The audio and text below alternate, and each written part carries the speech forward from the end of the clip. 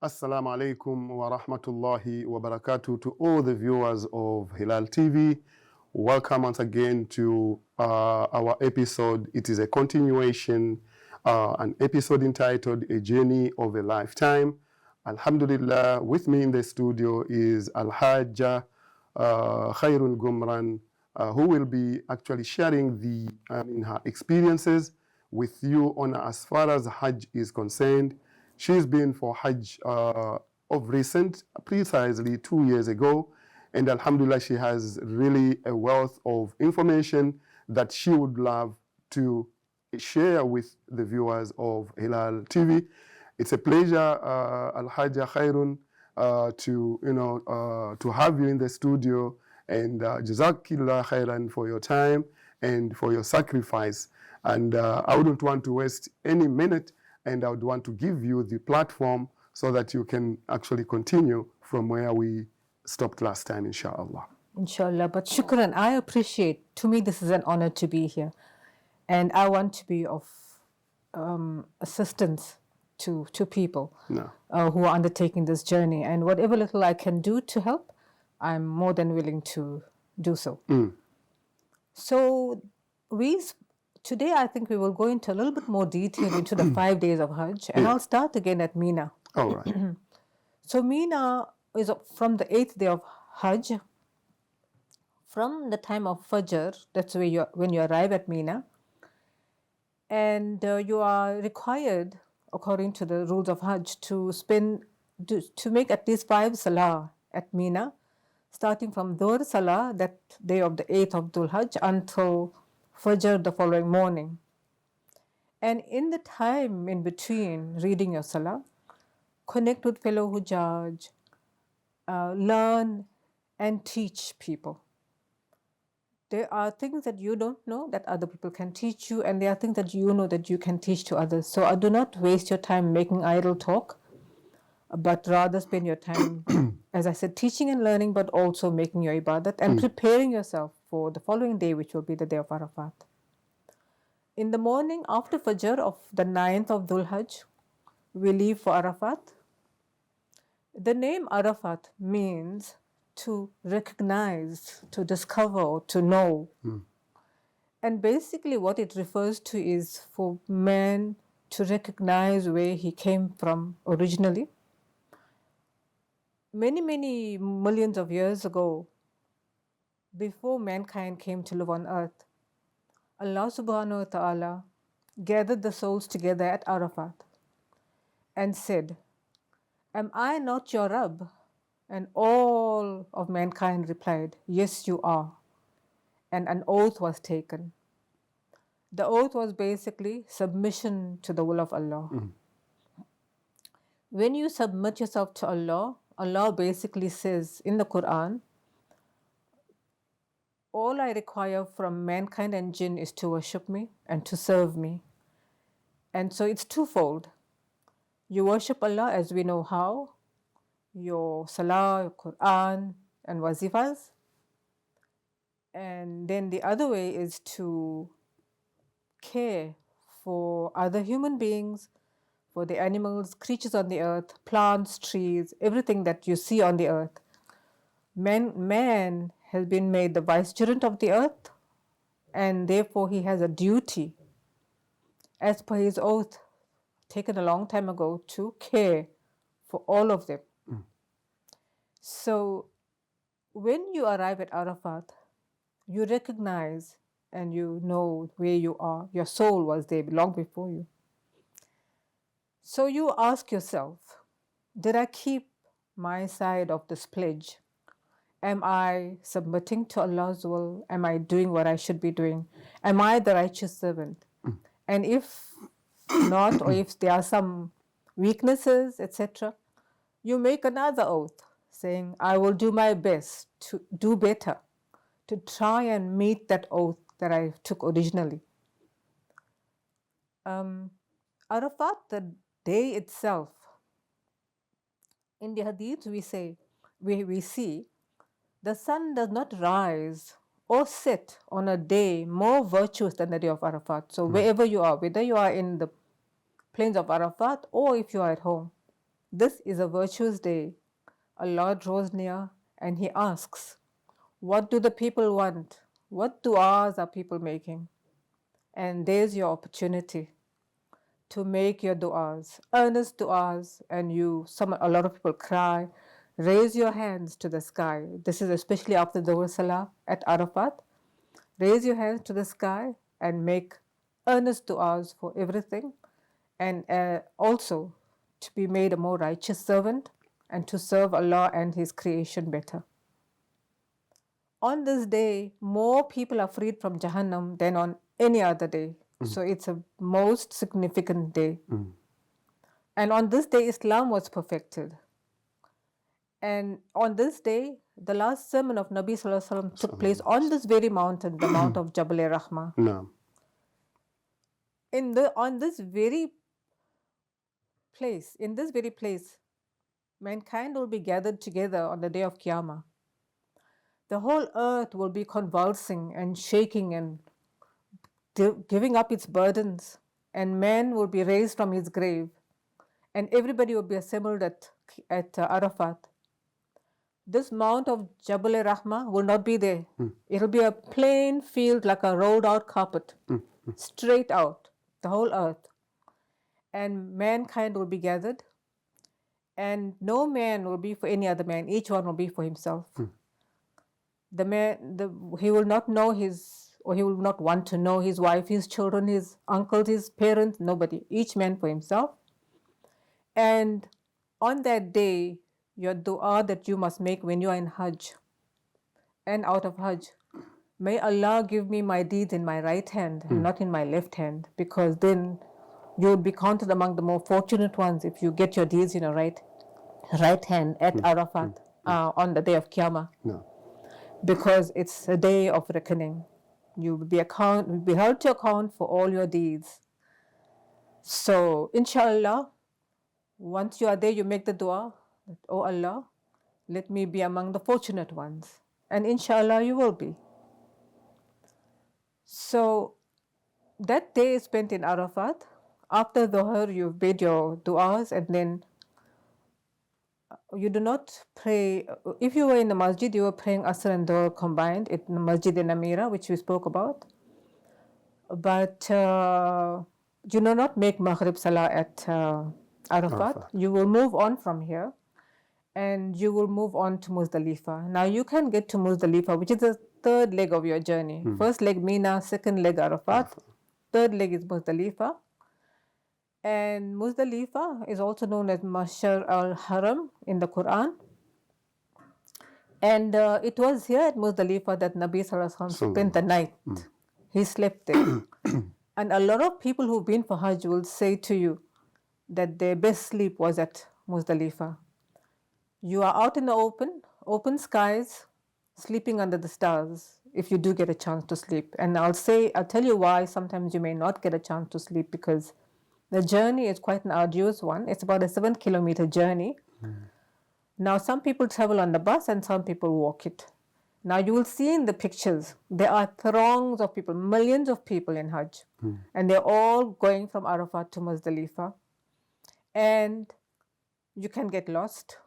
Or wherever you are walking, if you're walking among throngs of people, you're probably likely to get lost and lose the partner or whoever mahram you're with. But I'll come back to that now. But you make your way to Muzdalifah. So if you're on the bus, it will probably take you longer, in my estimation, because it took us very long. We were there well after midnight, like close to Tahajjud time we got there on the bus. But I think the walking people got there a lot quicker because they saw the place was it's full. a short distance, from Arafat to Muzdalifah. It's not a long distance. No. That should, take so long to get there. No, it shouldn't. But this is so because of the magnitude of, the pilgrims and the traffic. I mean, Hujjaj are walking, how they would term it as bumper to bumper, very close to each other. Yes. And of course that, chows up the time. Your pace of walking also gets affected. Yes. So, yeah, subhanallah. So you get to Muzdalifah, whichever way you get there, but you need to rest. Whether you sleep or not, you need to rest at Muzdalifah, because the following day is going to be a long journey. Now, on your walk, as I mentioned, if you do get lost, which may happen, what I found worked for me was, and if you can do this if you have your mahram with you, so you have your backpacks, right? You're carrying your backpack on your back, and I would suggest is there's a back pocket. Undo the zip, make sure there's nothing valuable in there. Undo the zip and hook your hand into that pocket, and that this is now of your mahram that you're traveling with. Right. So you hook your hand into there, and that's how you make sure you are with this person who's carrying this backpack all the way through. So you hold on tight. And I tried that and it worked for me. And so that by so doing, you're with the person all the way through. Allah. Because like I said, I got lost. And then when I found this little trick, I held on to it, and that's how I managed to get through the rest of the journey with the person I was with. Subhanallah. So that's what I would suggest to you, to hold on to something that you can actually not let go, even with the cloth, because you get pushed, you may fall. I mean, I fell a few times, but you know, it's part of the whole journey. You must pick yourself up and carry on, because you need to keep moving. So this is now this walk to the Jamarat. Bearing in mind now, throughout the time, from the time that you got into your ihram before you arrived at Mina, and all the way now at Arafat also, at the whole day at Mina, at Arafat, and now on your way to Muzdalifah, continuously saying the Labbaik. So it continues all the way until just before you arrive at the big Jamarat, where you're going to be doing your first pelting. But before we get to that, I should have told you, you need to collect your pebbles at Muzdalifah. Yes. So you must collect something like 70 odd pebbles, as much as you can, but like 70 is about the right number. And ideally carry a net bag with you, okay? Your net bag where the stones can't fall out, but you can actually wash while they're in the bag, because it's recommended that you wash the stones before you start using them. No. So this collecting of pebbles normally takes place at just after Fajr, and then you leave around the time of sunrise to walk toward Muzdalifah. So wash your pebbles. It's in the net bag. You don't have to take it all out and put it all back. Just wash it in the bag, and you start moving with your group toward Muzdalifah. And like I said, hook yourself to your mahram, whoever you are with, and keep walking. If you are walking, if you are on the bus, either way, you will get there, inshallah. Inshallah. We'll take very quickly an ad break, and inshallah we will continue after the ad break. Bi-idhnillahi ta'ala.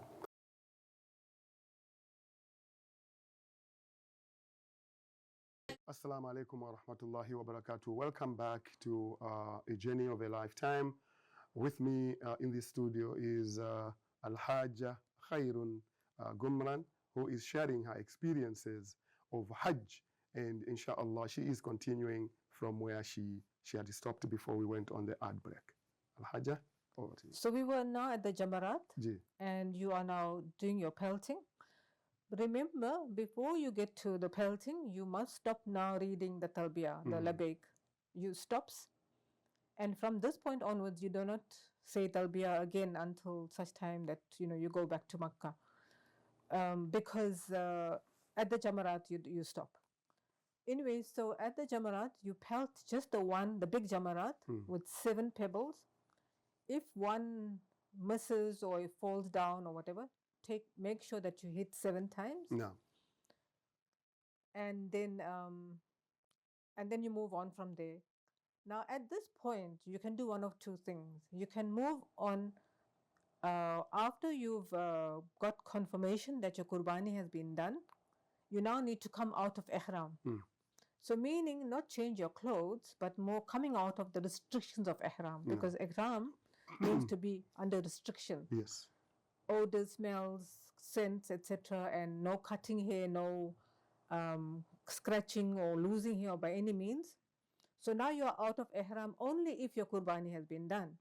But in order to conclude coming out of ihram, you now need to do the taksir, which is the trimming of the hair for ladies, and men may either shave or trim. So with the ladies, take the end of your hair, tie it around your finger, and snip off maybe a centimeter or two, a little bit. Snip it off. Anyone can do it for you, or you can do it for yourself. Make sure you have a scissors on you. Yeah. And that effectively takes you out of ihram. Now you're out of your restrictions. You can now proceed. Use scented soap if you want to, etc. Now at this stage, you have one of two choices. You can either go directly onto Makkah to perform your tawaf ziyarah and your sa'i, or you can go back to Azizia, freshen up, get ready for the next day, because what you want to do is go back to Mina that night. Now it can be quite a long journey because especially if you've walked all the way, Yes. it may be quite a bit more arduous for you to now make your way all the way to Makkah and do Tawaf Ziyarah plus the Sa'i and then still come back to Mina. So you can postpone it. It's not a problem. You can postpone it, but you need to complete it within the 5 days by the end of Maghrib. By the beginning of Maghrib, you must have completed it. So, say assuming like I did, go back to So in other Azizia. words, you must have completed it before Maghribi time. In other Yes, words. of the 5th day of Hajj. Yes, and not after. Not after, no. Must be before Maghrib. By Maghrib time on the 5th day, your Hajj is effectively over. Yeah. So anyway, so like I did, I went back to Azizia, freshen up, got changed, had a bath, had something to eat.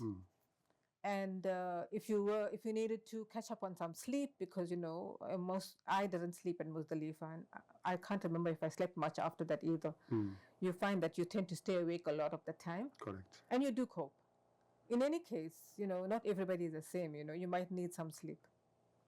So I did that. I went back to Azizia, and before Maghrib that afternoon, I was back at Mina. So preferably go back to Mina for another 2 nights at least. No. Spend the night at Mina. And by this time also, remember you are saying your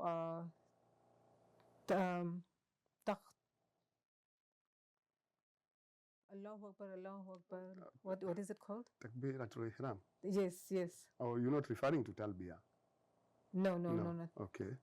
So after every salah, after every Fard salah, you say Allahu Akbar, Allahu Akbar, La ilaha illallah. Talbiyah, ya. Allahu Akbar, Allahu Akbar. La ilaha illallah, Allahu Akbar.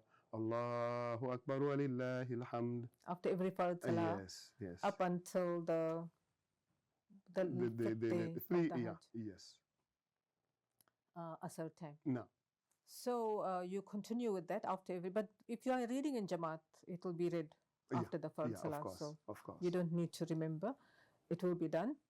And so you're back at Mina. But also I think knowing it is important. Yes. Because then you can participate each time it's said after, Fard Salah.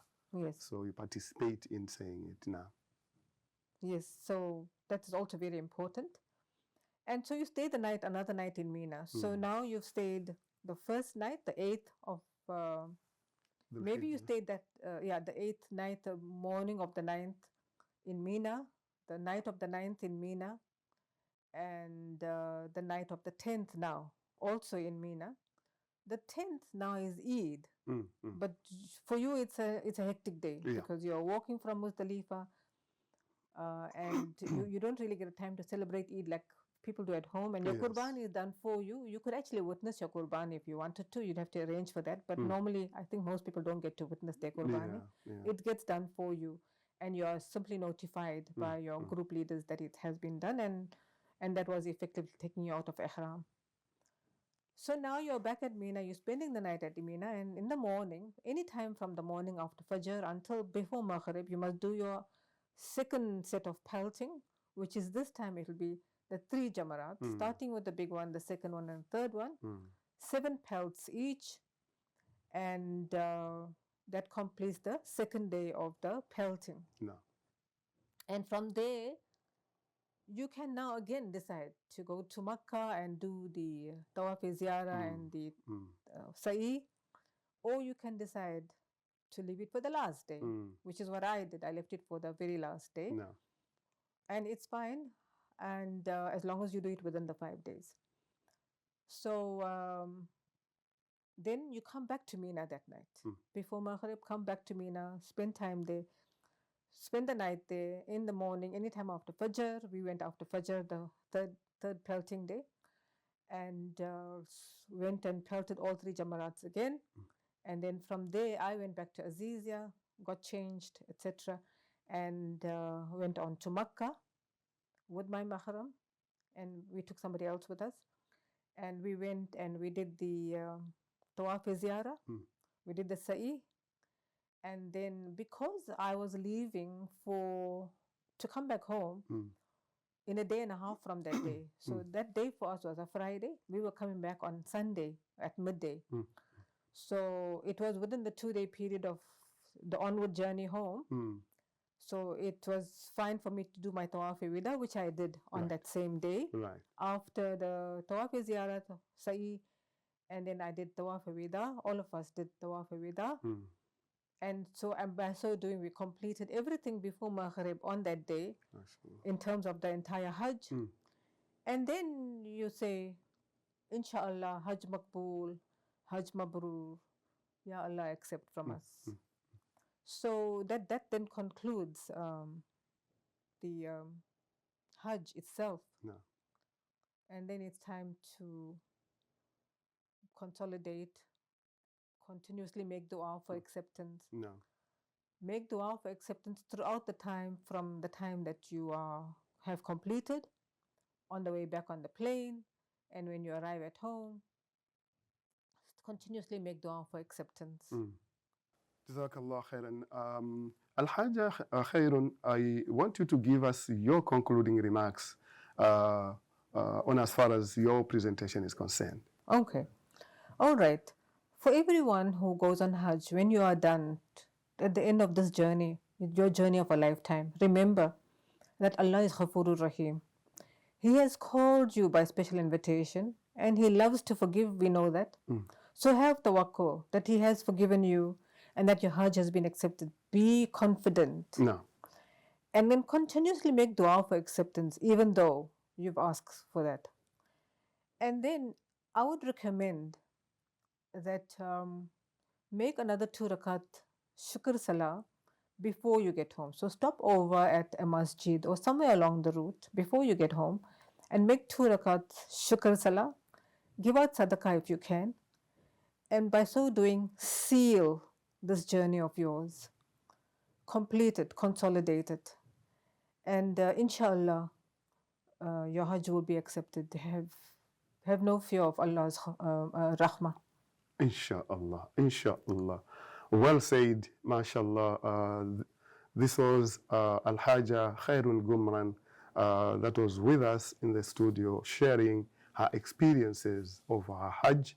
And of course, she's touched on a number of important issues on as far as Hajj is concerned.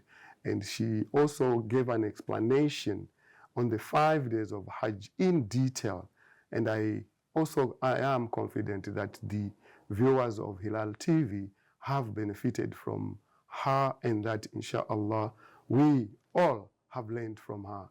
Jazakumullah khairan, and it was a pleasure having you, Al-Hajja Khairun, and we will be with you again in the near future. Shukran wa Shukran, it was my pleasure to be here, and I'm very glad that I could be of assistance. And I'm happy that you called upon me. Alhamdulillah, it was indeed a pleasure. I'm very flattered. It was indeed a pleasure. Wassalamu alaikum wa rahmatullahi wa barakatuh.